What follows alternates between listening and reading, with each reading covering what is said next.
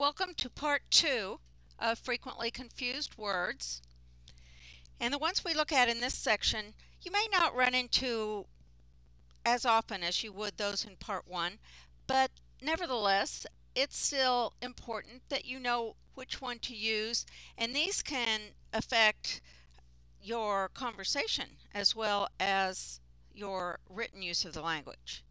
Imply and infer. They do not mean the same thing, but they are related to similar issues. With imply, imply comes from the sender.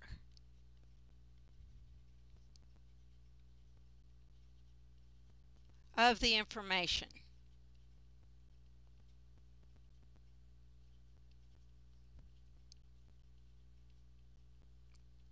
So someone might imply they are tired or imply that you are not welcome.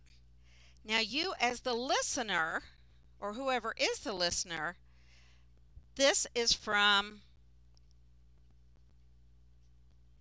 the person who infers. So the sender implies and the receiver, I'll put that here, the receiver of the information is the one who infers. Now sometimes people will infer things that were never implied.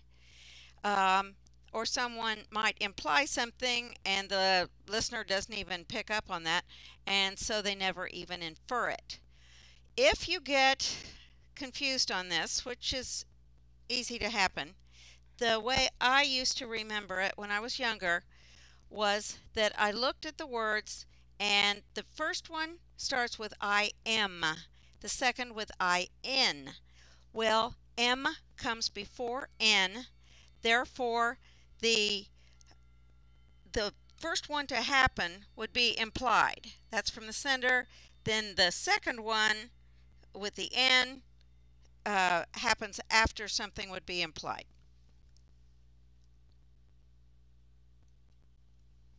With these next two, it's probably not going to show up in your speech, but it will show up when you're writing.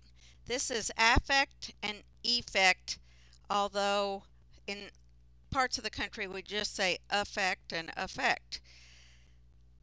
For 99, probably 0.9% of the time,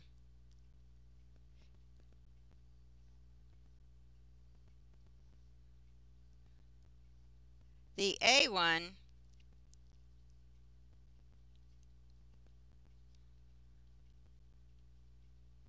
it's a verb, meaning to influence. As in, the weather affects my moods, the rain affects the crops, etc. Most of the time,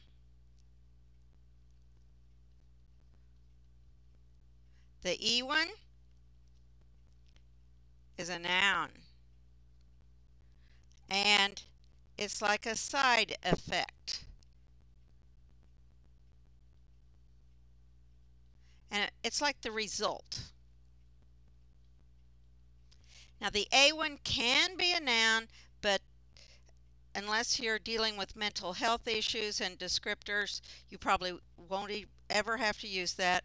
The E one can be a verb, in which instances it means to actually bring something about, not just influence it, but actually bring it about, and that one doesn't show up very often. So the easiest way is to think of the A one as a verb and the E one as a noun. And remembering the example of side effect, and you know that's a thing, that may be the easiest way to keep this in your memory. These next two are really easy. They're probably the easiest two. And that is because between involves two things or people.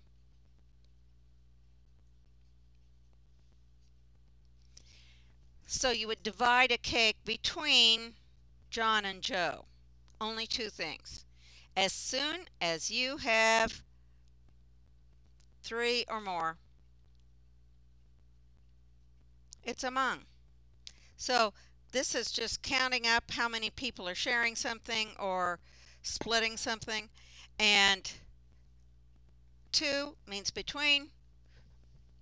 If you have three or more, you use among. With these next two, I think the easiest way to approach them is in terms of thinking singular or thinking plural.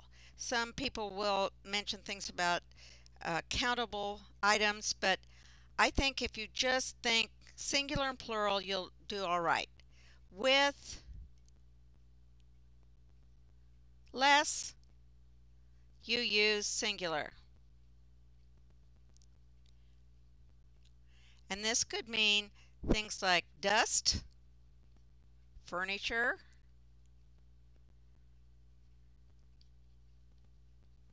trouble, talented. Okay, that's going to be less. Furniture is one thing there. Think of that as one. Fewer goes with plural things, such as fewer books, fewer problems, fewer complications, issues. Notice each one of these things appears to be plural, and that's why we use fewer. And I think you'll do fine as long as you approach it that way. This is the end of the frequently confused words. And what I suggest you do now, if you'd like some practice, is go to the following website. And it's easygrammar.net. And there you can do some exercises. And you can also find the answers. And you can keep referring to this video if it helps you. Good luck.